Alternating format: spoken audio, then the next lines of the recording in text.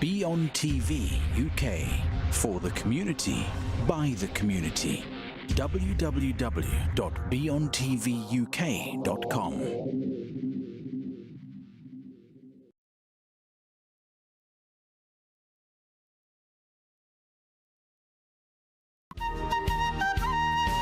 বিজয়ের রজা জয়ন্তী উপলক্ষে বার্মিংহামের বাংলাদেশ মাল্টিপারপাস সেন্টারে আগামী 19 ডিসেম্বর রোববার আয়োজন করা হয়েছে এক বিজয় মেলার। সময় দুপুর 12টা থেকে সন্ধ্যা 7টা। স্থান Bangladesh multipurpose centre, Aston, Birmingham. দিনব্যাপী থাকবে মূলক সাংস্কৃতিক অনুষ্ঠান, কিশোর কিশোরীদের জন্য চিত্রাঙ্কন প্রতিযোগিতা ও মুক্তিযুদ্ধ সম্মাননা। এছাড়াও থাকবে বিভিন্ন রকম দেশীয় খাবারের স্টল। আয়োজনে বার্মিংহাম কেন্দ্রীয় শহীদ মিনার কমিটি। বিস্তারিত জানতে যোগাযোগ করুন 07814700252। এই বিজয় মেলায় সবাইকে সপরিবারে উপস্থিত থাকার জন্য আমন্ত্রণ করা হচ্ছে।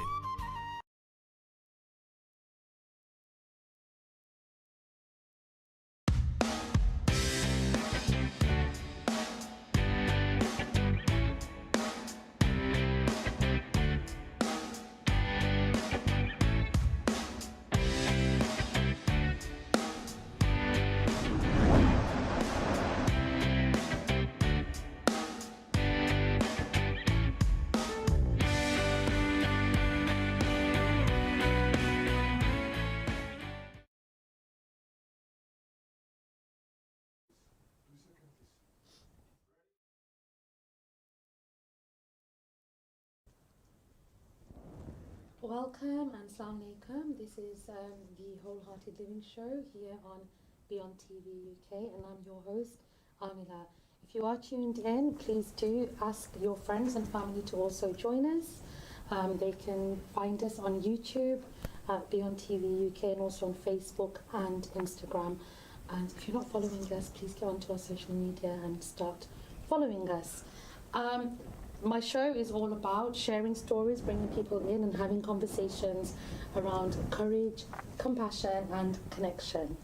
And I have a panel of amazing guests with me today. Super intelligent women, not just intelligent, but very emotionally intelligent women who are very aware. And I just thought we'd come together, and our conversations today are going to be inspired by none other than Brené Brown. And we're going to go on to talk about Brené Brown. Some of you may have heard of her, some of you may have not. This might be your first introduction to her. But I'm going to go on now and introduce my guests. So I'm going to start from my right. I've got Nasreen, Akhtar. I've got Tamanna, Abdul-Karim, and I've got Saba, Younis here. And ladies, I'm going to hand it over to yourselves just to give a brief introduction so that our viewers can take away a bit about your background. So yeah. Thank you, Aamilah. My name is Tamanna Abdul-Karim. I am a teacher. I've been teaching in inner city Birmingham schools for about 16 to 17 years. I am an aspiring poet. I write poetry about aspects of identity, motherhood, and various topics like that. And I have 3 young children at the moment at home. I'm also doing my Master's in Educational and Leadership at the moment, which is keeping me very busy. So yeah, that's me in a nutshell. Thank you. Let's go on to yourself. Hi, Assalamu Alaikum. My name is Nasreen and I'm a project manager. I'm also a seasonal blogger. I'm a mother of 2 and I'm currently also doing my business analysis foundational degree course. Last but not least.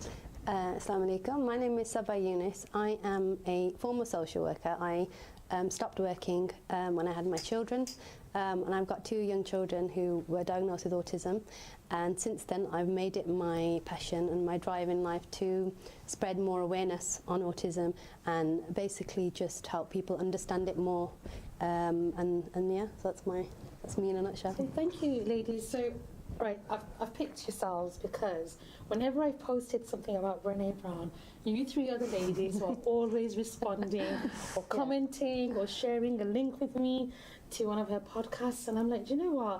There's just so much in what Brené Brown brings to her discussions, brings to the table, that all of us here relate to, and I'm sure many others who are listening relate to and also will relate. And you know, I want to talk about that. I want to talk about what Brené Brown has done for you. What are the things about Brené Brown that sticks out for you, that has worked for you, that you've brought into your life, or that you've listened to and you think like, do you know what? Like, I didn't realise that, but that makes sense now.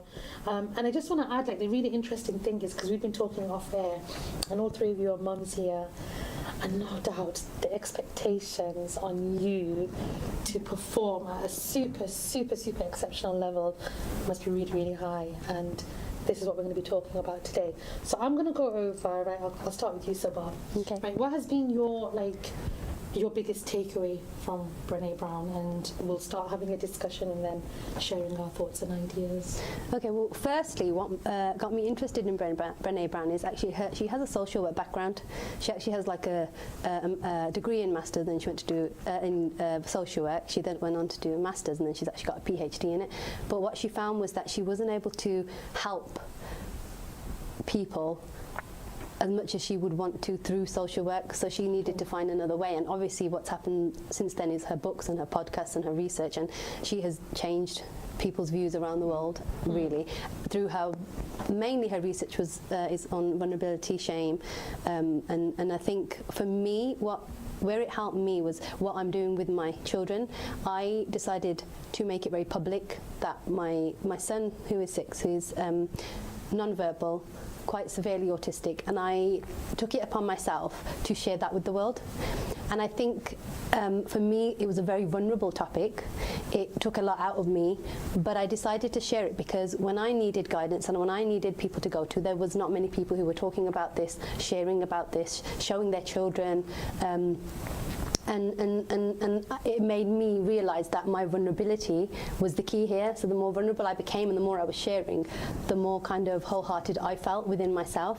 Like I wasn't just doing myself justice, but my son, by helping. And now I do have other parents contact me saying, well, you know, thank you for that advice. I didn't know I could do that for my son. Oh, I didn't know my son was able to get that kind of support and what I needed to do and stuff like that. So, and she's helped me in that way, because I think when you are vulnerable, and I think when you are authentic, because this is what she's essentially saying, that if you can own your vulnerability, you become more authentic, and that creates clarity in your mind as well, clarity of faith, clarity of values, clarity of boundaries. And I just think the way in which she articulates everything is really good as well, because she makes it easy for you to understand. And she is really, really, you know, communication for her was the big thing. When she says in a lot of her podcasts is that she wants to find the language to help other people understand things better, especially her concepts. And in her book she talks about 10 points about what you need to cultivate to live a more wholehearted life, and this is where she really grasped me. We are going to come to those 10 points. Yeah. Thank you for sharing that, Saba. Thank you for being vulnerable. Yes. And thank you for being open about that. And I wanted to just add to that. Brené Brown talks a lot about vulnerability, about shame, about fear, but then how we need to look at how we need to change the way we look at those things in our own lives for the benefit of transformation. And, you know, in essence, if I was going to summarize it, that there is no shame in weakness, or there is no shame in vulnerability, but it's so easy. It's so easy to fall into the narrative and the trap of, oh, if you've got a weakness or you've got a vulnerability, no, there's too much shame in that, and you almost become, that fear comes where you then can no longer present yourself. And I see your stuff, Saba, on Instagram particularly, and to put yourself as the title, Autism Mum, and I'm like, wow, to see a Muslim, you know, woman from the South Asian background talk about that openly, it's a very, very brave thing to do. It's courage. Because courage. And it actually comes back to shame as well, because I think one of the biggest research that I kind of came across was that how autism can be hereditary, so it can be quite dominant in a parent for it to come down to a child. And it made me think about myself, it made my husband think about himself, and it made us discuss that. And that's where I came to the conclusion that I probably am on the spectrum myself, but I have no shame in that. And my role now is to make my children feel like it's not different. They shouldn't have any shame with it. They should own it, and they should basically, you know, accept it and embrace it, rather than have the shame with it and feel that just because society's made them different. And that's not their fault, because there's not much information out there about autism. So for them, they are going to feel different, specifically though who is more severely on the spectrum. But then that's that, you know, and it helped me with that. So I don't have any shame with that. If I was to, you know, be assessed and someone said, oh, and a GP said to me, well, you're actually on the spectrum as well, I'd feel quite proud. And I say to my children, well, you know what, we're all on the spectrum anyway, and they shouldn't feel any shame with it. And that's why I would want them to be able to show their vulnerability with it and own it, basically. Thank you for that, Saba. And like what I'm hearing you saying is that Brené Brown has really helped you on the journey through that. Yeah.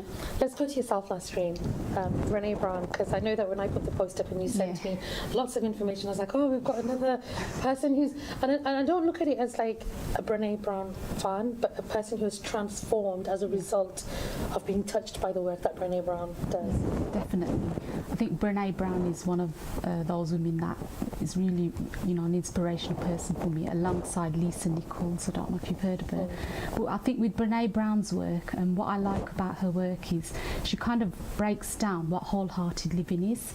And I like the way she says to live a wholehearted life, you need to be courageous, you need to be compassionate to yourself, and you also need to seek connection. Because as human beings, naturally, we always want to be connected. We can say we want to be independent all we like, but we are interdependent people by nature. That's how we're wired. I like the way she talks about, if we just go back to courage, she touches on vulnerability, and she says the best measurement for courage is how vulnerable you are and how you're willing to put yourself out there and allow people to see you for what you are, and just be that authentic, your authentic self, and, you know, appreciate what you are and who you are, rather than trying to be something you're not. And I like also the fact that she talks about, when she talks about compassion, being compassionate to yourself first and foremost, because I think a lot of us, we tend to beat ourselves up every now and again. Oh, I'm not good enough, I'm not this, I'm not that. And we've got this measurement of like what perfection is in our head. But really, you know, we need to first of all be compassionate to ourselves. And I think when she talks about shame, because, you know, our biggest critic is ourselves, really. She says that empathy is the antidote for shame. And then going on to connection, she talks about how we seek connection and we want to be loved, we want to be accepted in the world, but first we need to accept ourselves. So I like the way she breaks down the wholehearted living into 3 sections, and then she sort of dissects each section, and she gives you chunks of how to work on each section. I think the thing that brought me to Brené's work is obviously 3 years ago I kind of went through a bad patch in my life, and rather than just, you know, sort of feel down about it, I wanted to sort of look at people who have been successful in life. And first of all, I started following Lisa Nichols. Then I kind of stumbled across Brené Brown's fantastic TED Talk. It's the most watched TED Talk.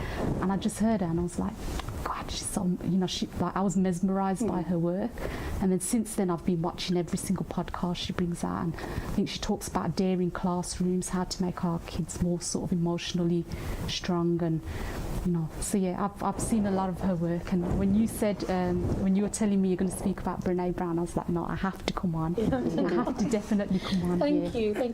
And I think what I'm hearing you say then is, basically, we have become part of a society which is all about the filters. Definitely. You know, and the more better you look, the more accepting, you know, you are to society. But Brené Brown is like, you know, let's take the filters off and let's learn to live a life with no filters and just bring ourselves as we are and be proud of who we are. And whether people embrace that or not doesn't matter, as long as we've embraced it for ourselves. Okay, over to you, Tamanna. Thank you. I think that's one of the things that I think drew me to Brené Brown. I stumbled across her first TED Talk that Nasreen mentioned. The Power of Vulnerability was really quite a profound TED Talk for me, and hooked me in quite a lot. You talked about the filters that people put on. How she defines it in her book Dare to Lead is about armoured leadership and daring leadership. And to me, in my studies at the moment, I've been exploring what it means to have armours, and what she talks about is having all these facets of identity that essentially block us from accepting ourselves for who we truly are. So for myself personally, that might be my gender, my role as a woman, and the need for perfection as a woman. woman. I'm fairly successful in my job as a lead practitioner, so I'm trying to do the very best all the time, so I'm striving for perfection. And then as a mum, I'm constantly striving for perfection. And in particular in my role as a leader of aspiration, I find that sometimes I'm not perhaps as daring as I want to be, because we put up all these masks, and sometimes they're social constructs, and sometimes they are constructs of our culture, and sometimes they are constructs within our own families, and sometimes those constructs exist within our own headspaces, and they become barriers to essentially finding your authentic self.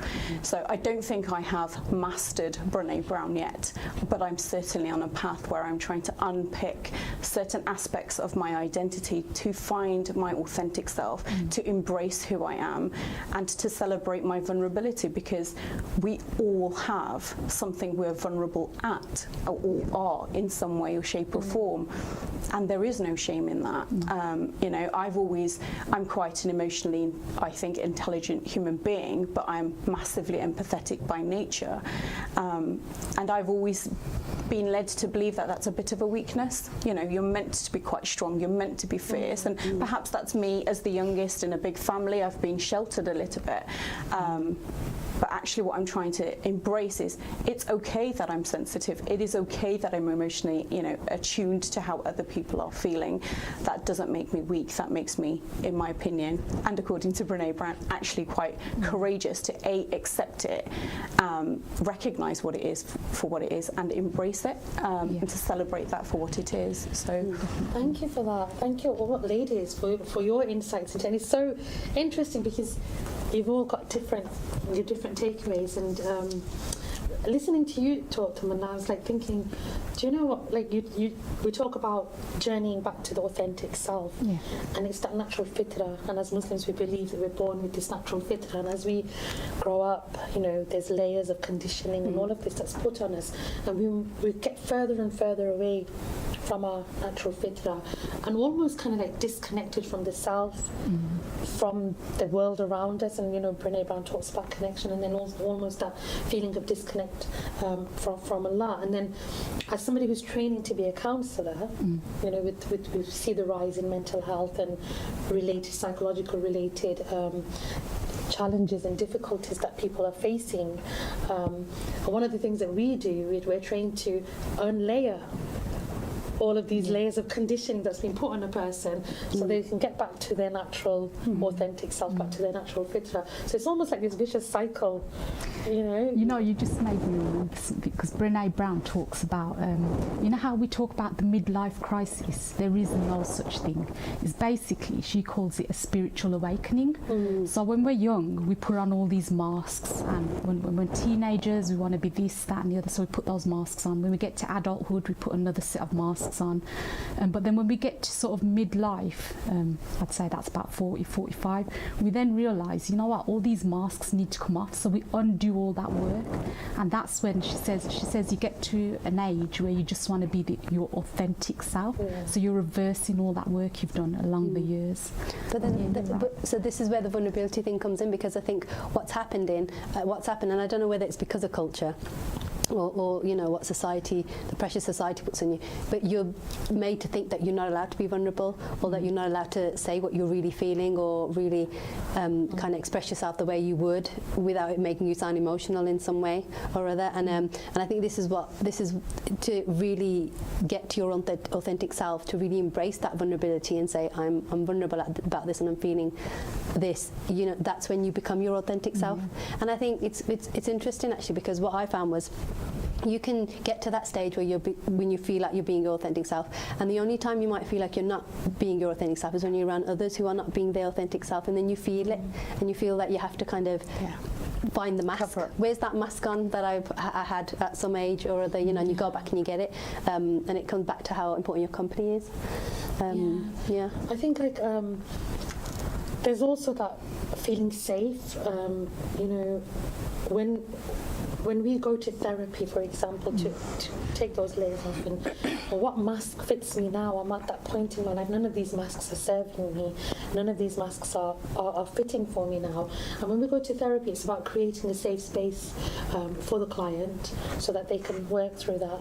Then it's a question of, well, actually, how safe do I feel? You referred to society, and you've all referred to society at some point in your in sharing how Brené Brown has affected yourself and how you've come across her work. But when we don't feel safe, we're not able to work through that process and be vulnerable.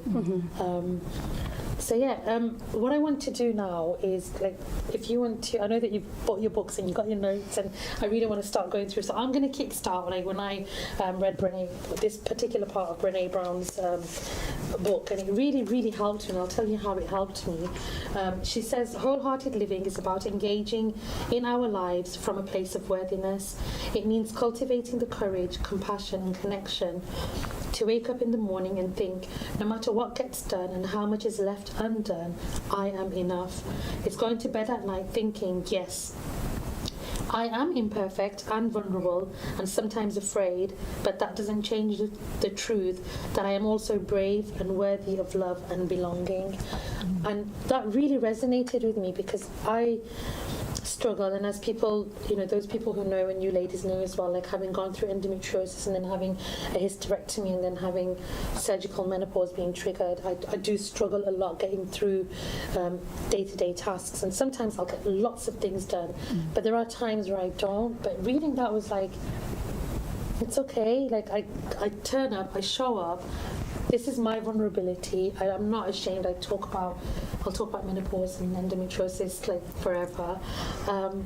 But then being enough and doing what I can do within my capability and strength on that given day, in that given moment, as opposed to comparing myself to others who are, succeeding and performing really well. And so, yeah, what are your thoughts? And let's share some of the things that you've also, picked up along the way in your readings and listening to the podcasts. If I can, one of the things you mentioned before about the importance of feeling safe.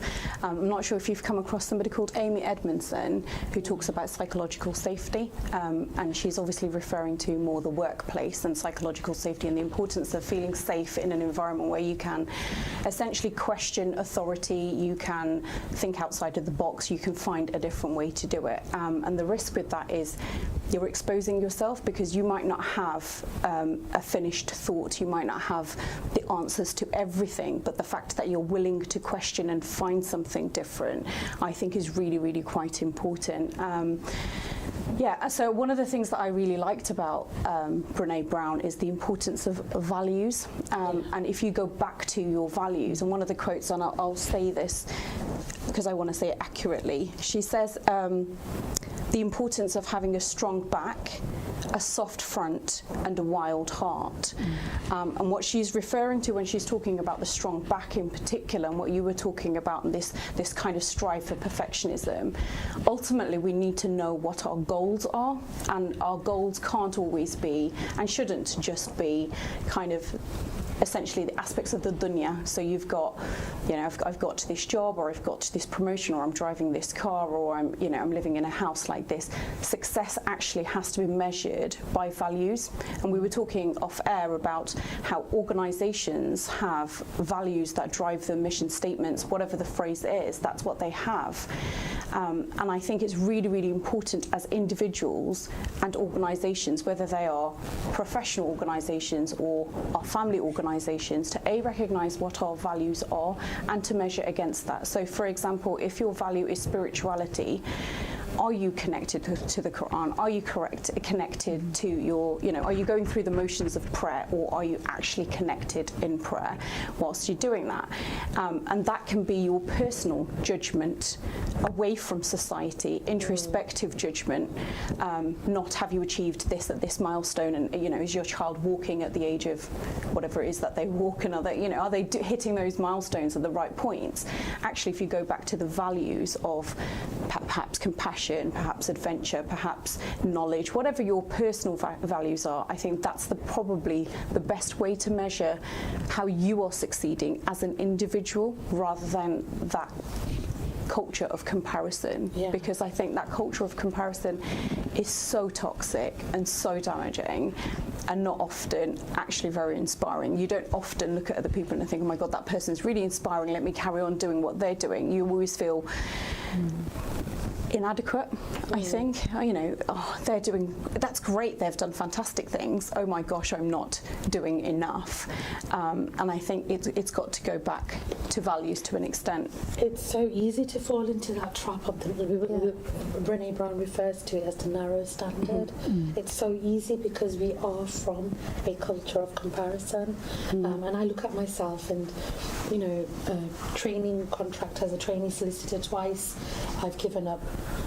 First, having gone through a divorce, second time because of health. And I look at people around me and I see that they've been successful, but I've stopped measuring myself against their standard and where they are at, because my vulnerabilities, my weaknesses, my strengths, these are all mine, and there's nothing for me to be ashamed of, because this is my load in life that has been given to me, and therefore the pace, the path, the journey that I travel at is going to be very different to somebody else's, and somebody else is going to be going through something very different in path and journey to mine.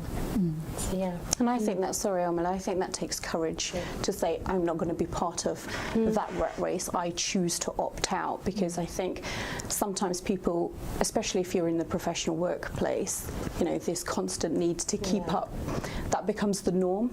And for you to step away and say, actually I don't want to participate in it, or I want to participate on it with it on my terms in a way that makes me comfortable, and that's fine. I personally think that takes a lot of courage. So I was laughing to myself. You might have noticed, you might have not. When she says to opt out of the rat race, you know how you get those forms to fill out? Do you want to opt out of the marketing? No, thank you. Wouldn't it be great in life if they said to us when we were younger, or even now, at any point in our life, like, tick that box and just opt out of the rat race and the comparison. And have your own standard of what perfection is. Have your own standards, and that's it. Often we don't even see the rat race as the rat race. That's part of the problem, though, isn't it? We're blinded. It's like you're so on autopilot in this rat race. We don't know we've been opted in, but we're opted in, aren't we? Yeah, you can slip into it. Even though we have this understanding and we have this consciousness as a result of, you know, being inspired by Brené Brown's work and other people who do some amazing work, I do find myself still slipping into it. And it's very easy. It's so easy. It is so easy. We're gonna go for a short break in a while. So let's take another one of your takeaways, whether you want to read it from the book or from your notes. And then we're going to go into a break. Yeah. Shall I quickly go with mine then? Yeah, we'll start it off, introduce it, and then we'll go for a break. So I'm just going to talk about one of the quotes that she always quotes in all of her sort of podcasts, and I love this quote. So it was by US President Theodore Roosevelt, and it's called the Man in the Arena speech. I just love this. So I was just going to talk. We can talk about it together. Sorry, shall I? No, do it. Go for it. Go for it. It is not the critic who counts, not the man who points out how strong man stumbles or where the doer of deeds could have done them better. The credit belongs to the man who is actually in the arena, whose face is marred by dust and sweat and blood, who strives valiantly, who errs, who comes short again and again. Because there is no effort without error and shortcoming, but who does actually strive to do deeds, who knows great enthusiasms and great devotions, who spends himself in a worthy cause, who at best knows in the end that triumph of high achievement, and who at worst, if he fails, at least fails daring greatly. I just love that. And I think the reason why I love that is because I think Brené uses it to say that it doesn't matter if you fail, it doesn't matter if you win, the fact that you're in that arena and you've put yourself out there, you're daring greatly. And I think that's, I kind of apply that to every part of life now, because I think life's too short and you've got to sort of push yourself out there, haven't you? And with you know what Tamanna was saying as well, it comes back to like when you know, the whole comparison thing, and what I took from that is so good, and there's so much to say about it, but I'll quickly say it for the break, is actually in terms of what she's trying to say is that you're in the arena, you're working hard. If the people who are belittling you and are making you feel bad about how you're doing, are not in the arena, you shouldn't really be taking their advice on. You shouldn't be taking their critique on as well. We've all got our own shoes, haven't we? So we need to stay in our shoes, stay in our lane. It's like what she said, because if you're not in the arena, don't talk about me. Come in. If you're not in my there, arena, Come to my arena, then come into my shoes, and then let's have a and conversation. she says obviously in that arena you're going to get your ass kicked basically, and that is how it is. And the critics normally sit on the sideline watching, and they're too first to scared. speak about it and talk and put you down about it, but they're not in the arena with you, so they don't matter. And often it's a reflection of their insecurities, emotional insecurities, or their lack of achievement, because people deflect it back, or you know. Right, we're going to go for a short break now. Do stay tuned with us, and we'll be back after a short break. And you are watching BEONTV UK Wholehearted Living with Aamilah.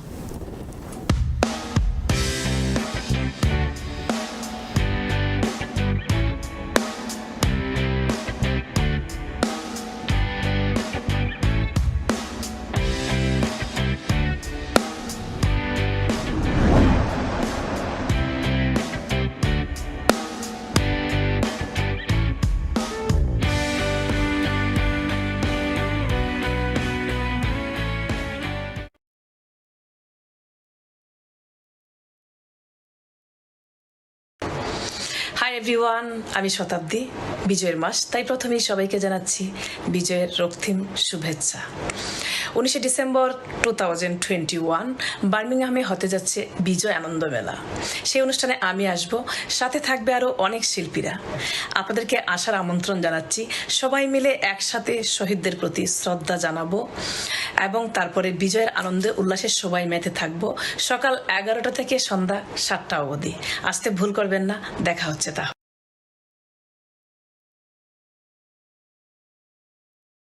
Dear viewers, the world is changing every day with a new technology. At BEONTV, we are now introducing for the first time in England live weddings and events straight from the venue and simultaneously from your house, as well as broadcasting all around the world.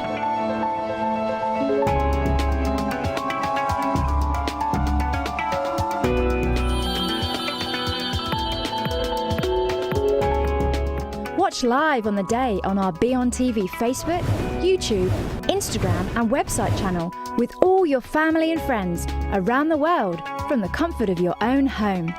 A great way to join in during COVID restrictions too. To make your day extra special, we can live stream using up to 8 4K cameras with live editing choice of your music and give you the complete edited film by the end of the day. To reserve your exclusive booking with competitive prices, please contact us now on email beontvuk@gmail.com, phone 0121 257 7007, mobile 078 14 700 252.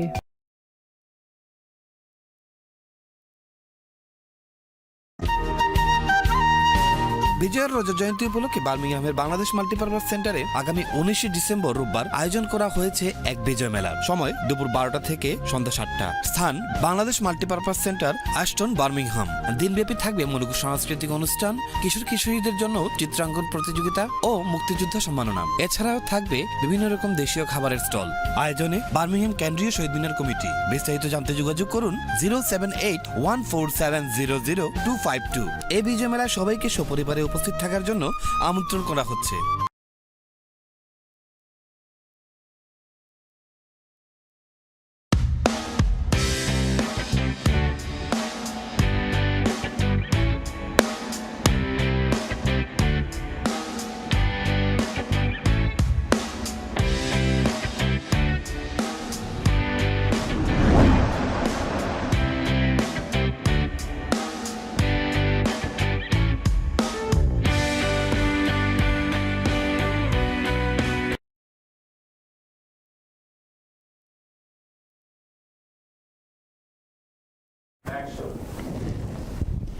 Welcome back. This is BEONTV UK, and you are watching the Wholehearted Living Show. And I'm your host Aamilah, and joined by Nasreen, Tamanna, and Saba. And we're having some really interesting conversations and like soul-moving conversations, inspired by Brené Brown, who does a lot of work around vulnerability, shame, fear, embracing all of that with courage and then transforming our lives. And we've all brought something different from the work that we've come across in our own lives and in our own paths. But essentially, I want to ask you this question actually. I'm not going to sum it up. I'm not going to say essentially and then sum it up. Let's talk about vulnerability, because sometimes I will say the word vulnerability to other people who aren't like Brené Brown. They haven't been Brené Brown yet. And I talk about vulnerability to them and it's very blank, it goes over their head. Yeah. So in your own experience, in your own words, what would you say vulnerability is? Shall I start? Yeah, you go for it. So I know Brené says vulnerability, she sort of summarises it and says vulnerability is the birthplace. So vulnerability is the birthplace of creativity, courage, connection, innovation, and just having self-love and so on. So for me, vulnerability is just letting my guard down once in a while and being myself and showing someone my authentic true self. So if I'm having like a bad day, and I want to connect with someone, I'll tell them I'm having a bad day. Okay. And I'll see if that's my chance to sort of connect with that person, and then that person feels a bit better because it's like they can relate to it as well. So vulnerability is actually the key to connection as well. That's what I was going to say. What Brené says is vulnerability is the key to having meaningful human experiences. Oh, I like so that. I think, and I think that's so fundamental in any kind of connection, because when you are speaking to somebody and you're having that conversation, if somebody is vulnerable and is literally just telling you how they're feeling in that moment, and if it's not positive, but they've got the courage to be telling you how they feel, that conversation, there's nothing more there's nothing more, what's the word? Real? Real? Yeah, like, no, it's like, it's heartfelt. It's what she's saying, it's heartfelt. Like, and then you can feel that person they're bearing their soul and they're telling you, and in that moment you just kind of respect them for that, and that's them showing their vulnerability, and that's them being authentic, and you respect that. And I think I respect people who have got the courage to be vulnerable. It makes you respect them, and I think that's why it's important. I think to build on that, I think it's essentially like a shift in power for a bit. So you might feel vulnerable about work, you might feel vulnerable as a parent, you might feel vulnerable about your appearance. It could be a whole host of things. We've all got vulnerabilities, and it's recognizing in that moment that you don't have power over something or to something or with something, and it's essentially opening and being honest about that, and it's recognizing and having the language to be honest about it and saying, I don't feel great about this, or I'm going to put myself, like we said earlier, in that arena, even though there is a risk of failure, because sometimes we avoid certain situations. We might not go for the promotion because we think the other person has more experience, or you don't have enough experience, and you think, I'm just not going to put myself out there. And I think vulnerability is courage, essentially, saying what I do and how I am in my entirety is enough, and to me that's power. She does also touch on, so I know we're saying we should bare our souls and be vulnerable, but she also says you should also have boundaries in place as well, healthy boundaries. So it's not just about having vulnerability and just being vulnerable with anyone, and just because vulnerability then becomes just vulnerability, you're kind of dumping all your problems on a person. But you need to have boundaries and self-love for yourself to know who you can sort of have that, in what situation you can sort of lay yourself bare and talk to someone about it as well.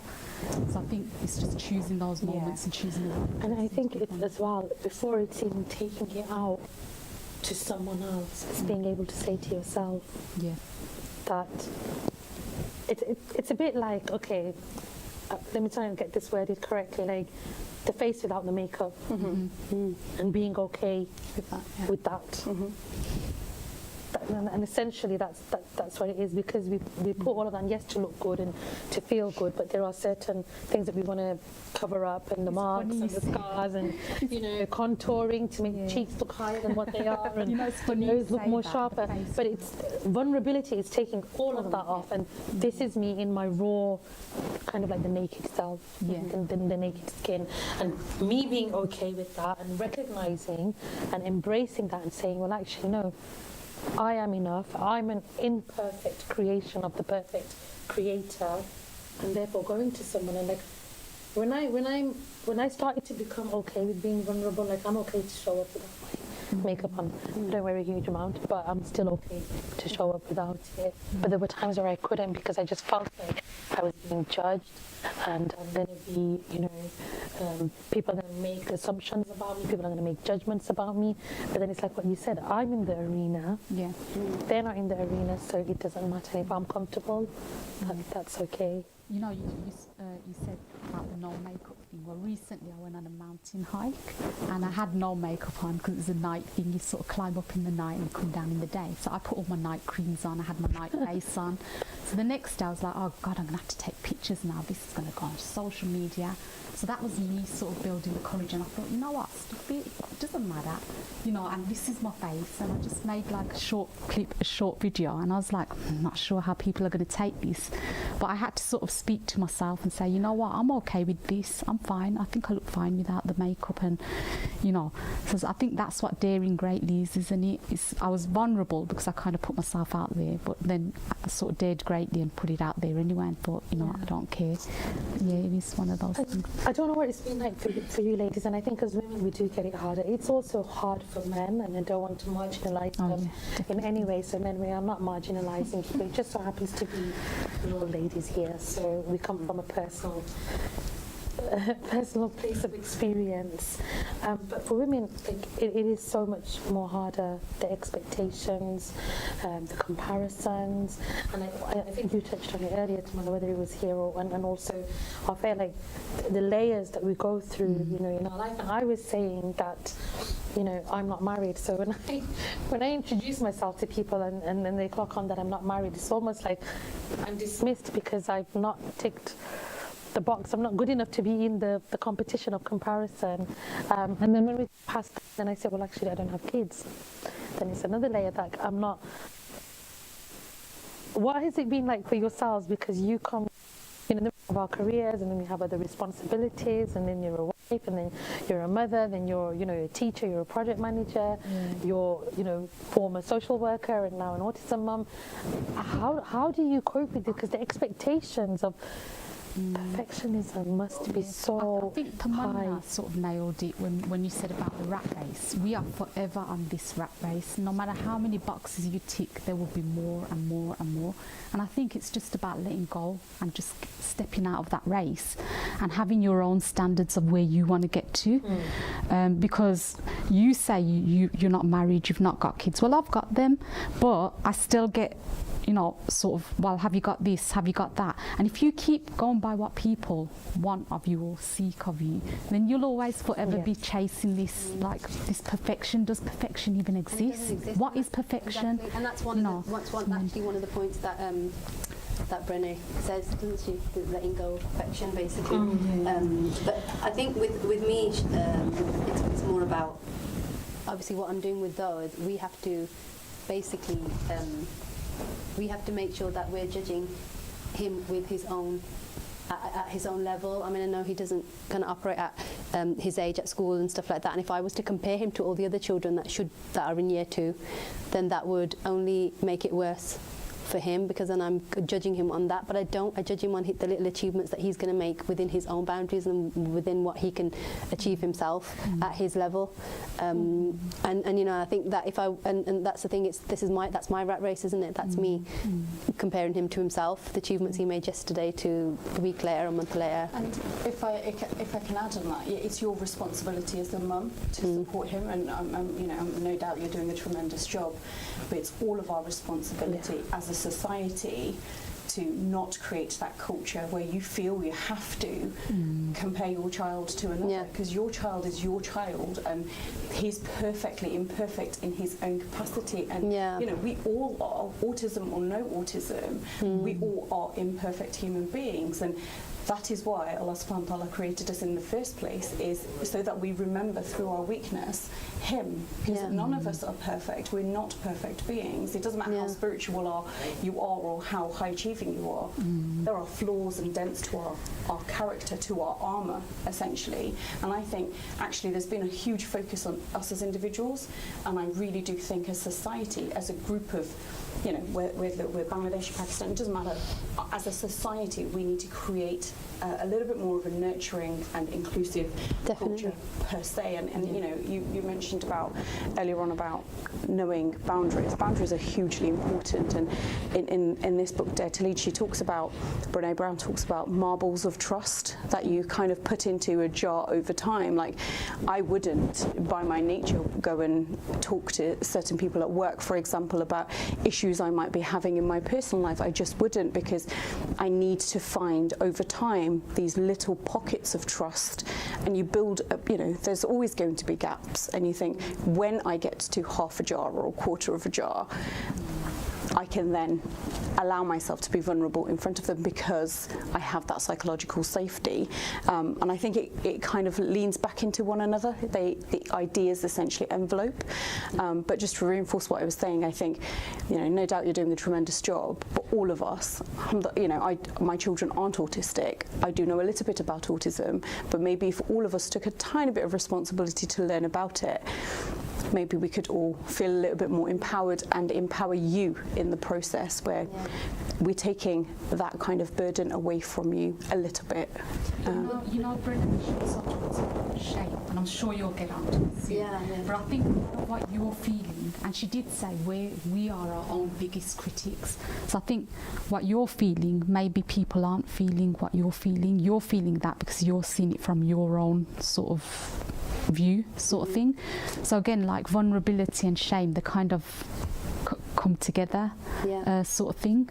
So, you know, for us, it's like shame is a big thing nowadays, isn't it? We kind of shame ourselves, and you know, you're looking at other kids and comparing your kids, and you know, that's how we feel at the moment. I think often just that comes from ignorance.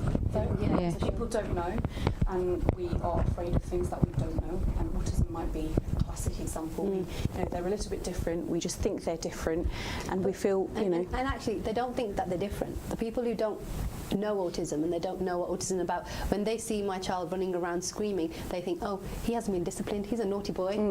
That's the judgment. But me and my husband have no shame with that anymore. It's kind of like, and I was the one initially who did, and I'd been, my husband, I mean, you know. I want to just say, because you put up a story up recently on Instagram where you went out with the to a coffee shop, and I just loved how you just let him be, and how he felt safe in the space that he was in, because he was able to do that, and so did you. You were able to sit back and allow him to be who he is, and this is what it is. It's almost like there's a lot of work to do. You've got to undo, and it reminds me of a famous it's not, I don't know how famous he is, but neuro-linguistic practitioner that I met many years ago in my teens, and he said something and it sat with me forever. How do you do what you don't know when you keep doing what you do know? And we are the society that you talk about, the one you explained it so beautifully, like until that society stops doing what they only know what to do and do that which they don't know what to do, we can't make the community and the society that we're part of safer for people like yourself, for people like ourselves, to be able to come and be our authentic and vulnerable self. That's essentially what I feel like my purpose in life now is, really to make sure that Dawud is able to be his authentic self and own it. And so far he is. I mean, you can see from my Instagram, he really is. He's flying, alhamdulillah, at the minute. But I think that's from what the support me and my husband have put in place for him, and everything that we've gone through. It's been a battle, but we've got it for him, and that's basically for him. These are the stepping stones we're putting down for him, so he can achieve and live his best life despite his autism.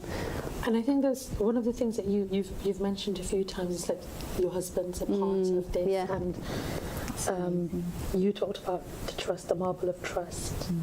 And when you're part of a household, a part of a family unit, those are the people who you need to feel you can build that trust with, where you can both or all of you come together and be vulnerable together, allow each other to be vulnerable and support that space. And I think that's really, really important. Oh God, yeah, 100%. I think obviously, especially in a marriage, if you've got a child with any sort of disability, it strengthens you. It can either make you or break you, but if you're working together and in a partnership, it will strengthen you. And I know with me and my husband, you know, where I fail, he helps me, where he fails, I help him. We work together in it, because it is difficult, but only me and him know the real true universe of living in this space of autism.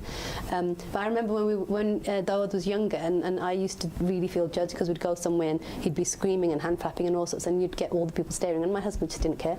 And he was just like, they don't need to know, it's his ours, and you know, he would deal with it. But I got him a t-shirt that said, I'm autistic, any questions, ask my mum. As soon as I bought him that t-shirt, I was fine. I was like, it's fine, they're going to read the t-shirt, and then they'll, you know, I don't need to worry about it anymore. But years later now, that was when Dawood was about 2. And he's 6 now, and now with all this work that I've been doing with the help of people like Brené Brown and various other kind of emotional health coaches out there who make you understand what's the true purpose of life and what my purpose was, and I now know it was Dawood, and it just makes you realise how to do it, basically. And one of the and we're coming back to the whole perfectionist thing, because I am a recovering perfectionist. We were talking about this before, and it's because of Dawood I'm able to embrace that and think, okay, he wants the mess on the floor, I'm going to have to allow it. You talk about, you're essentially implying the importance of gratitude, isn't it? Oh, because 100%. You know, what you might have been perceived as a vulnerability to start with is actually your strength. And I only met you just before the show, but it's clearly one of your strengths, where your son has given you capacity to learn, to grow, to reflect, to empower him and empower your whole family unit as a whole. And I think, you know, credit to the little man, because he's obviously doing remarkable things, and maybe he's not where he's meant to be in terms of key stage 2 or whatever it is in you know, his age group, but he's doing things that other children his age group perhaps aren't, and that's empowering his entire family unit. And he, you know, he's kind of the reason for this conversation to an extent, isn't he? You know, he's the source of that kind of transformation. I think as well, just being here, you know, there's a vulnerability that we've all brought with us. 100%. And that's the courage. It takes courage to come on here and talk about, you know, almost, we've got our makeup on, but we haven't got our makeup on kind of thing. And then, you know, it's amazing to see this. And we need to have more of these conversations and safe spaces where these conversations can take place.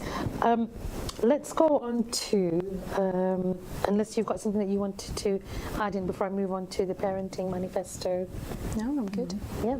No, I wanted to touch on the gratitude thing, and obviously let's go. Tamanna brought it up, and I think this one from all the points that Brené Brown talks about, I think the gratitude one is definitely the most important one. And essentially what she's saying is that if you can be grateful for everything that you have in life, you don't need anything else. You know, you're grateful for that. You got that. If you just, wherever you are, it's where you need to be. Wherever you have is all that you have, and you should be grateful for that. And then naturally, you'll invite whatever else is going to come to you. I think so much of this goes back to Islam, essentially. And I'm by no stretch of the imagination an imam or, you know, a scholar of anything, but essentially what you're talking about is having tawakkul, having, you know, that vulnerability, and that vulnerability, all of us ought to have that vulnerability on a prayer mat, for example, when we're connecting to the perfect creator, you know, and we're not, but that gratitude, that whatever Allah subhanahu wa ta'ala has given us on our plate at that point, whether that's a divorce, whether that's an autistic child, whether that's a job loss, whatever it might be, there's a reason and there's a wisdom for that. We just are not at that point where necessarily we can see that wisdom, and then when we can see that wisdom, there's, you know, it's followed with gratitude, isn't it? So I think so much of it, and I think for me, what I love about Brené Brown is I can connect it to my everyday and my identity as a Muslim woman, and that's really important. I don't need to see it as a separate entity. I don't need to see it as this is something I read and then I put away when I pick up my cloak as a Muslim woman. It's me as a whole. Absolutely. It's the holistic. Absolutely. It's so, because like, you know, we were talking about earlier, right, when vulnerability is about going back to the natural fitrah, you talk about gratitude, and you know, we Allah subhanahu wa ta'ala tells us in the Quran, and again, like yourself, Tamanna, I'm no scholar, and everything that I'm going to say is probably going to be paraphrasing, like, give thanks to me and I will give you more. We have a lot of du'as where we're submitting ourselves as being weak. Like, yeah, you know, I am in need of your help, Allah, you know, granting your help. Yeah, you know, there's the dua of Ayyub alayhi salam, where he says that I've been overcome. I've been overcome, Allah, and I need your mercy and I need your help. I mean, I think you've explained that beautifully, Tamanna, which is that it's not a book that you read and just put it to the side and then you put on your cloak, whether you know you're a Muslim woman, Muslim man, whoever you know, wherever your identity is, because it can become a part of your everyday life, and it doesn't take away. It's not something that takes away from the fundamentals of our faith and what we're about as Muslims, and that's what I love about. Every time I read Brené Brown, and I'm like, oh my gosh, it's almost like she's giving me, taking something from the Quran and the Prophet ﷺ's way of life, and presenting it to me in a very modern way, and using, you know, modern concepts, but that's what it is. They're essentially Islamic values. In a nutshell, they are Islamic values, and I think that's probably why we all connect. And she articulates it in a way that makes it easier for us to everybody to understand. And I think, you know, going back to the whole gratitude piece, you know, she is very sort of, she always sort of talks about how we should practice daily gratitude. And I think that's something I do. I don't know about you guys, like every morning I'll think about things that I'm grateful for, and that just sets my day off. So I'll thank Allah for like just another day, you know, basic thing like that. You know, we could have gone. It's really interesting that you say that, because I've been to two talks, one with Dalia Mujahid and one with Yasmin Mujahid, the two sisters. And so Dalia Mujahid, when we do our tasbih and we do the Subhanallah, Alhamdulillah, Allahu Akbar. But what she says is when you're doing it, Alhamdulillah, you're giving thanks to Allah. So what she says is when you're doing your tasbih, like, focus on the things with each time you're reading the Alhamdulillah, focus on the things that you're being thankful for. And that's gratitude that was given to us, the concept of gratitude, which was given to us like 1400 years ago. And then Yasmin Mujahid as well, like, talks about the gratitude, like, it can. And there is, when I was doing my training in level 3 training, and there's a lot of research around the daily gratitude, like how that can really shift your psychological well-being. Because essentially it's a practice. It's not what Brené says, it's not an attitude, it's a practice. And the more you practice it, the more you become used to just thinking and living in that way of thinking. It can be the smallest thing ever. It can be a flower, it can be you know, a beautiful tree, but you'll look at it and you think, wow, that's amazing, and then you're literally just practicing this ability to be so grateful for everything around you, whether it be the smallest thing. And by actually physically saying, I'm thankful for this, thankful, you're actually bringing it back to the surface. There's a lot to be thankful for, but we forget. And it's not just your tangible things, it's intangible things that we forget about. And until we sort of say it out loud, that's when it feels real to us. And I think that goes back to the rat race, the kind of metaphor of the rat race. Sometimes our head is so low, and we're so buried in, you know, doing the laundry, sorting out the kids, and doing this and doing that, that you need to take a look up. I heard that phrase, I don't know where I've picked this up from, but the importance of looking up. And when I look up, I literally think of Allah subhanahu wa ta'ala, because you're physically looking up, but you are remembering that process. Because I think sometimes when you're in that rat race, it is so difficult to remember that the job that I'm moaning about is the job I dreamt about. Is the career, you know, it's funding my home, it's enabling me to provide for my family, it's enabling me to, you know, empower. I think, you know, my job empowers lives, and yes, it's hard and the marking is difficult, but everything I'm moaning about, there is a blessing in that. And, you know, it is by Allah's will that I'm in this position in the classroom, changing the lives of young people. And I think sometimes actually it's important to pause, look up, and then be grateful. And remember the time when you were praying for something and then you receive it, and that for me has been a huge thing, because you know, I'll remember a time when I'm thinking to myself, I don't think he's ever going to do that. I can't imagine though doing that. I can remember myself doing that. All the things that I said that to myself about a few years ago, he's now doing.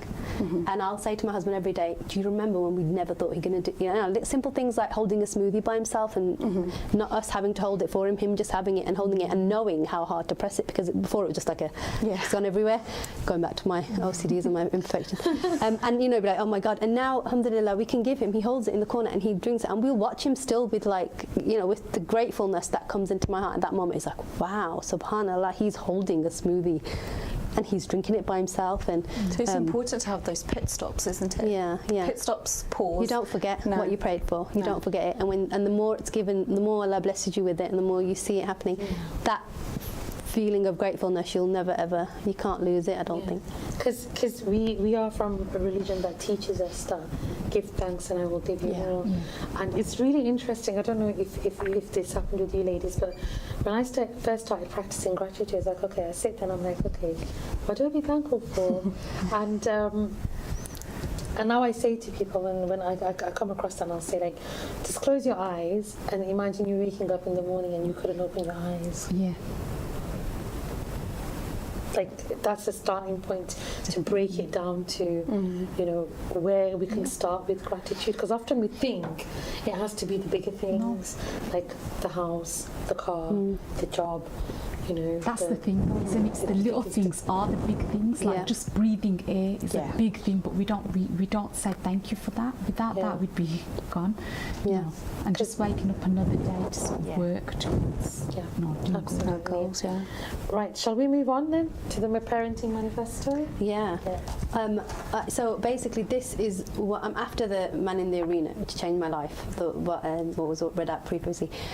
One of the things Brené Brown advocates is for every family to have a parenting manifesto, and this is basically essentially it's a set of kind of ground rules or boundaries or ethics that kind of are within your family unit, because every household is its own universe essentially, isn't it? And parents are there to be placing whatever they want their children to be picking up or whatever they want the children to understand, and Brené has hers, and when she read it out on one of the podcasts, I remember thinking, I don't need to change that, I'll just read that out to my kids every day. I'll get it printed out and stick it up on the wall, so I'll read that out. And it's absolutely beautiful. So this is what she says, and this is what she's written for her children, but I think all parents out there will want their children to be hearing this. Above all else, I want you to know you are loved and lovable. You will learn this from my words and my actions, lessons on love and how I treat you and myself. I want you to engage with the world from a place of worthiness. You will learn that the way wellness, you will learn the way of love, belonging and joy. Every time you see me, practice self-compassion and embrace my own imperfections. We will practice courage in our family by showing up, letting ourselves be seen and honouring vulnerability. We'll share our struggles and strengths. We will always be there. There will always be room for both. We will teach compassion by practicing compassion with ourselves first, then with each other. I want you to know joy, so together we'll practice gratitude. I want you to feel joy, so together we'll learn how to be vulnerable. Together we'll cry and face fear and grief. I will want to take away your pain, but instead I will sit with you and teach you how to feel it. We will laugh, sing and dance and create. We will have permission to be ourselves with each other. No matter what, you will always belong here. As you begin your wholehearted journey, the greatest gift I can give to you is to live and love with my whole heart and dare greatly. I will not teach or love anything perfectly, but I will let you see me, and I will always hold sacred the gift of seeing you, truly deeply seeing you. It's beautiful. And I think sorry, my own handwriting is terrible, so that was my fault with my stops and starts. But yeah, and when she read that out, she literally was crying halfway through it. But I think you would want your child to really embrace that. Yeah. You know. Yeah. Thoughts, ladies? That just hit on the head for me, because I think, you know, when we're talking about masks, we have them from a very young age, and if if we were to sort of implement, you know, that sort of in our lives with our children from a very young age, you're teaching them that these masks are not needed. You know, I see you as you are. You don't need a mask. I accept you for what you are. And I think that's really important. And I think I was telling you, Sister Tamanna, because you're a teacher, Brené does a talk on daring classrooms, and that's what she essentially teaches.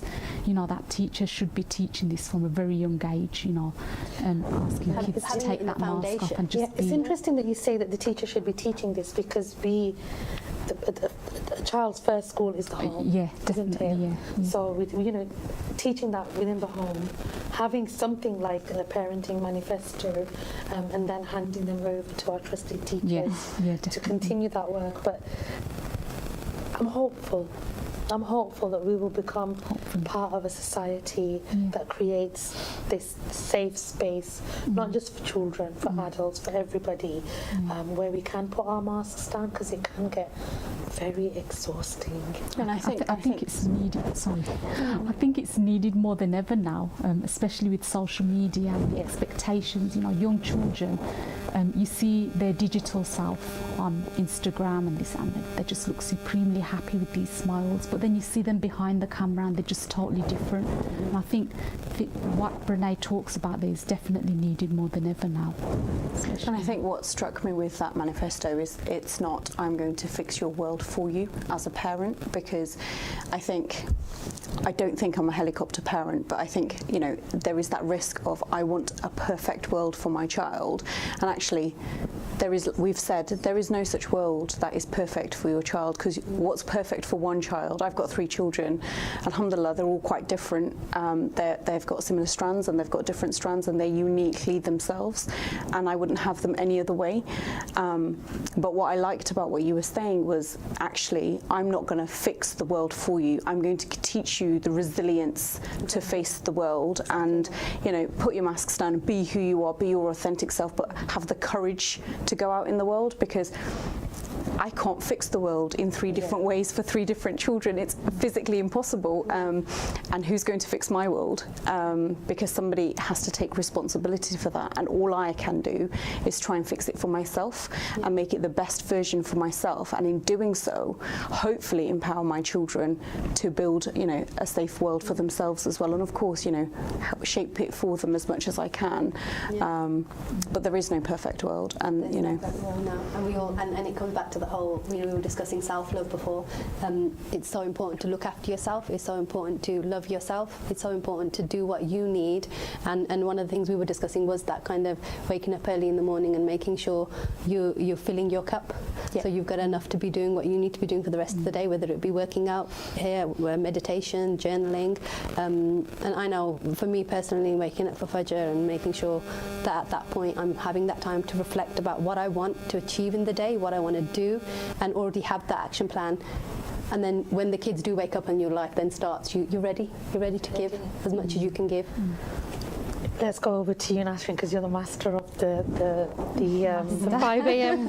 the 5 a.m. club, as it's called by Robin Sharma. So just give us an insight to it so that our viewers can take that away. Recently, well, not recently, probably a year ago, I finished reading, just finished Robin Sharma's book, which was the 5 a.m. Club. And I always talk about it to Sister Aamilah here, and I was telling her how Robin Sharma sort of advocates a 20-20-20 formula.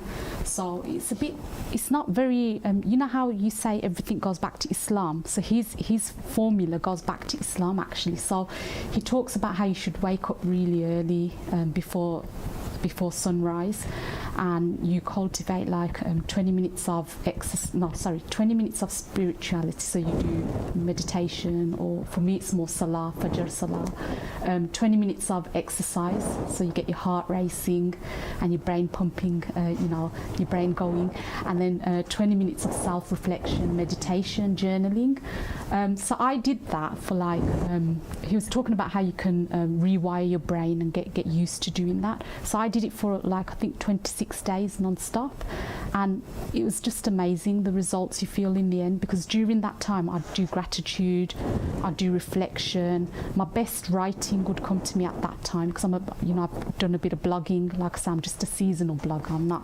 I do as and when I can, but the best writing would come at that time for me. And I just reconnected more with my religion at that time. And I was awake and the world were asleep, and to sort of get up with the sun, and it just sets you off for the day. You're more productive. And Don't get scared. It doesn't have to be at 5 a.m. It doesn't. work for you. I should say that. The earlier in the morning, the better it is, because we know that we're not all I don't want to the same. Like I could never do a 5 a.m. I would probably start at 10 a.m. I'm a bit of a geek. I followed it to the T, but 5 a.m. is not. But and there are days when I do get to do that, and they are the most beautiful days of my life, the most powerful days of my life. So if you are able to, do it when you can, wherever you can. There is benefit in it, and you will feel it. It's just a nice reset button, isn't it? It's a nice it way is. of. And also for those who don't like waking up early, because I'm not actually a morning person, but I do find that the peace you feel in the morning is what benefits you. But the main message here is to be looking after yourself. So even if it's like a bubble bath at the end of the day, or having a nutritious meal in the middle of the day, but you sit and really enjoy this meal, and it's about just looking after yourself. And if it's not first thing in the morning, I think it needs to become more of a lifestyle, and I think that's where people are not understanding what really it is. It's a self-love lifestyle where you just realise that you are the most important, and the better you look after yourself, and the more you nurture yourself, and the more you care for yourself, you are able to give better. It's like what you said, Sister Aamilah. You got to fill your cup first, and then give others from your overflow. So if you don't look after yourself first and love yourself enough to say, "Hey, I'm having a lazy day today," or you don't need to be this perfect woman on the go. You could just say, "You know what? I'm going to have a lazy day today." That's self-love. It is. And I think that's something that we forget about in today's world. We always think we have to be on the go. And you can't serve from a cup. This is what we're discussing about, how achievement nowadays, unfortunately, is measured by productivity. And results. And sometimes it's almost like, I got this much done in a day, and then you feel like you're accomplishing something. But actually, then when you burn out, and in that moment where you burn out, you're not helping yourself, and then you probably have a week off of not doing anything, because you've gone to the point where you can't give anymore. I suppose it comes back to that worthiness and recognising that you're worth loving, and you're worthy of that time, and actually you don't need to justify having half an hour away from your children, or 5 hours away from your husband, for example. You are entitled to do that, and you can do that unapologetically, in a way that suits you, suits your family, suits the needs of whatever your demands are at the time. But actually you're worthy of that time and that love and that space. And I am a huge advocate of fill your own cup before you can pour into others. And as an empath, sometimes I'm not particularly good at it, because I'm there pouring, and I'm running dry, and the fuel's empty on my side, and actually I need to step away because it's just too much. It's emotionally too exhausting, and I need to pull away and give myself a space and time to refill and realign. Sorry, Shad, I'm going to interrupt you. But it just reminded me of something that Brené Brown talks about in her new book, Alice of the Heart. And it's sometimes the people that you're actually around can help you love yourself. So you need to be very careful about that. And she talked about taking care of your own flame. So the way she's talked about it with her children and her nieces and nephews is she's saying, if you cup your hands, you imagine that your flame is in your hands.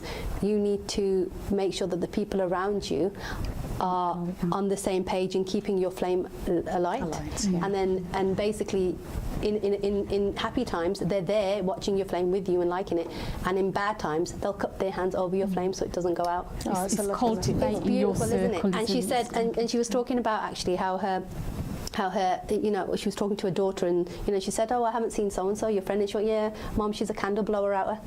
And that's the mom's analogy. It's a wonderful metaphor, it is, because that's the thing. You need people around you who will look after your flame as well, and then you're able to look at. Like I know, for example, for me, it's my husband. He lets me go upstairs and take a 3-hour bath if I have to. Whatever you're going to do, you need that support. I think as you get older, you learn how to cultivate your circle. I think when I was young, I just wanted more friends. The more friends I had, had, the more popular I felt. But as you get older, you sort of learn to cultivate who you have around you. It's quality, not and quantity. They have to add purpose, value to your life as well as you adding it to theirs.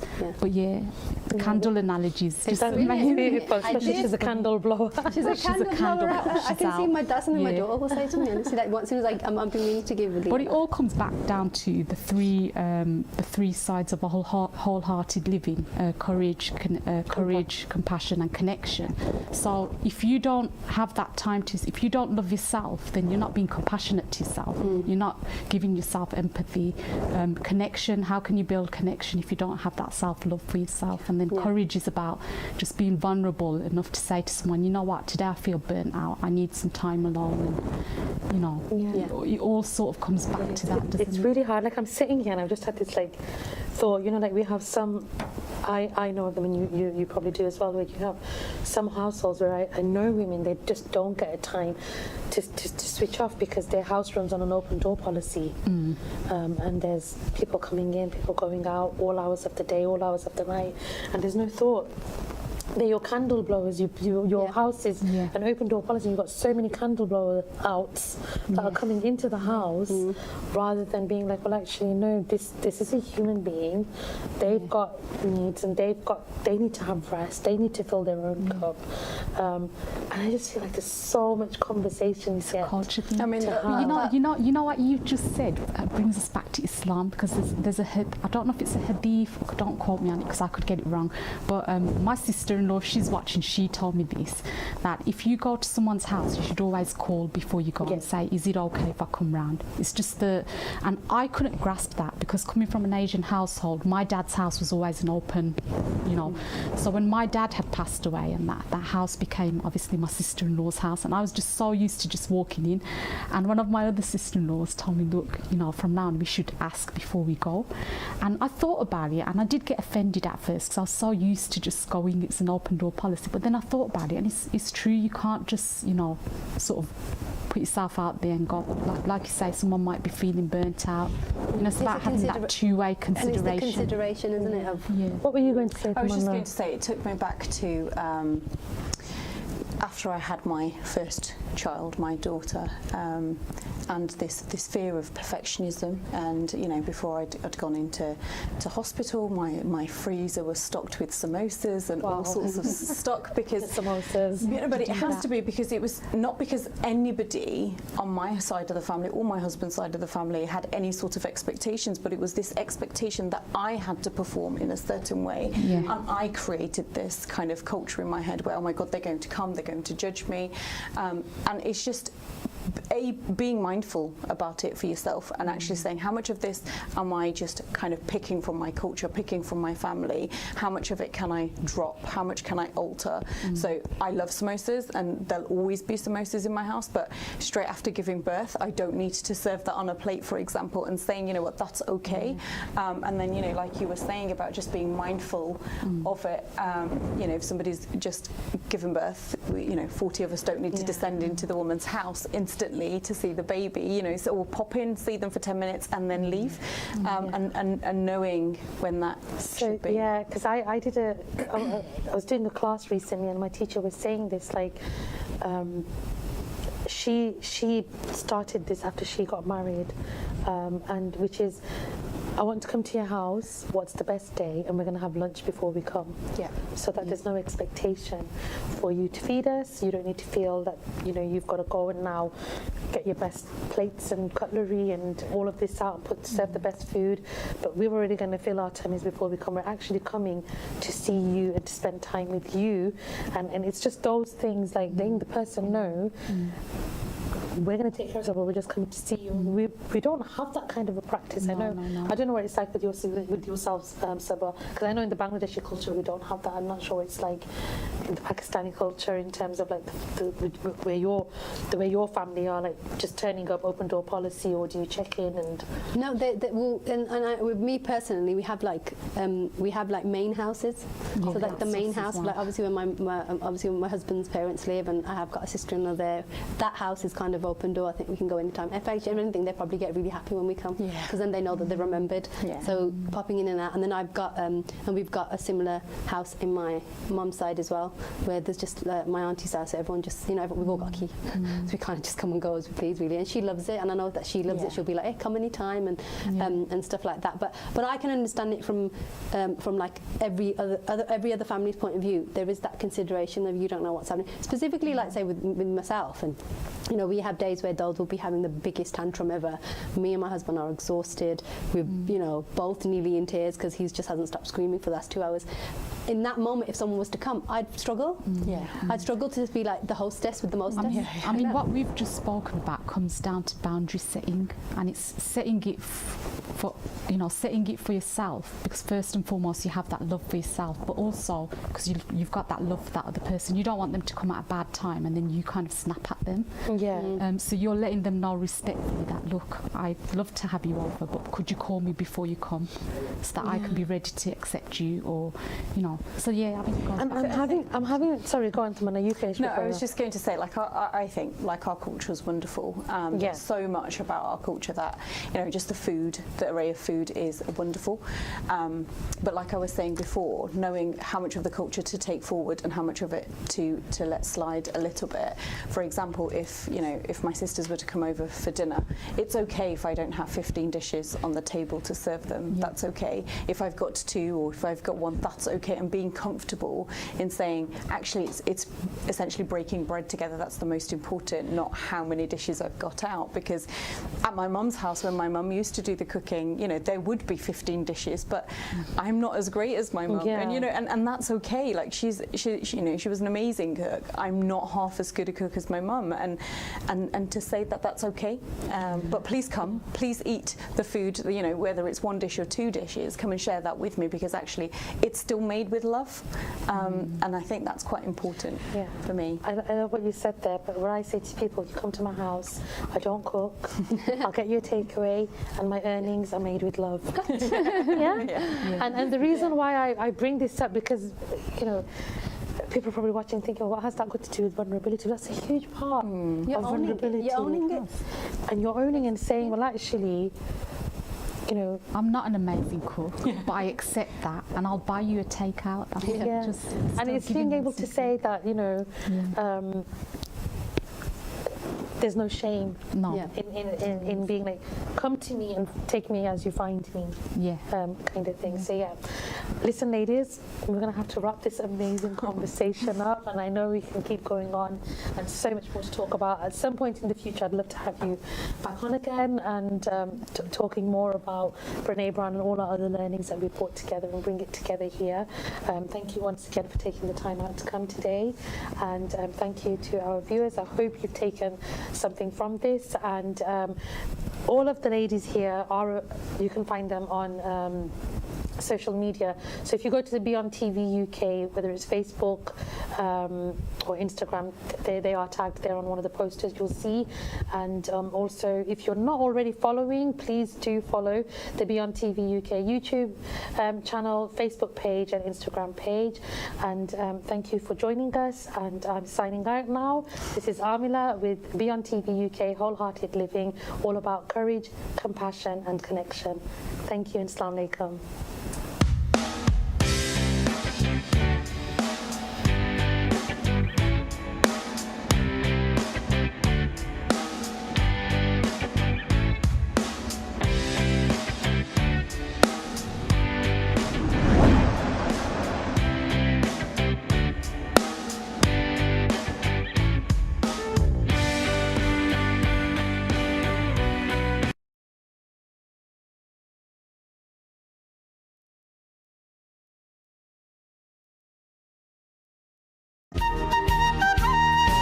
বিজয়ের রজত জয়ন্তী উপলক্ষে বার্মিংহামের Bangladesh multipurpose সেন্টারে আগামী 19 December রোববার আয়োজন করা হয়েছে এক বিজয় মেলার। সময় দুপুর 12টা থেকে সন্ধ্যা 7টা। স্থান Bangladesh multipurpose centre, Aston, Birmingham. দিনব্যাপী থাকবে মূলক সাংস্কৃতিক অনুষ্ঠান, কিশোর কিশোরীদের জন্য চিত্রাঙ্কন প্রতিযোগিতা ও মুক্তিযোদ্ধা সম্মাননা। এছাড়াও থাকবে বিভিন্ন রকম দেশীয় খাবারের স্টল। আয়োজনে বার্মিংহাম কেন্দ্রীয় শহীদ মিনার কমিটি। বিস্তারিত জানতে যোগাযোগ করুন 07814700252। এই বিজয় মেলায় সবাইকে সপরিবারে উপস্থিত থাকার জন্য আমন্ত্রণ করা হচ্ছে।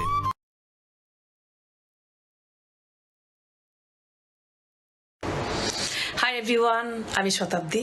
বিজয়ের মাস, তাই প্রথমেই সবাইকে জানাচ্ছি বিজয়ের রক্তিম শুভেচ্ছা। 19 ডিসেম্বর 2021 বার্মিংহামে হতে যাচ্ছে বিজয় আনন্দ মেলা। সেই অনুষ্ঠানে আমি আসব, সাথে থাকবে আরও অনেক শিল্পীরা। আপনাদেরকে আসার আমন্ত্রণ জানাচ্ছি। সবাই মিলে একসাথে শহীদদের প্রতি শ্রদ্ধা জানাবো এবং তারপরে বিজয়ের আনন্দে উল্লাসে সবাই মেতে থাকবো সকাল 11টা থেকে সন্ধ্যা 7টা অবধি। আসতে ভুল করবেন না, দেখা হচ্ছে তাহলে।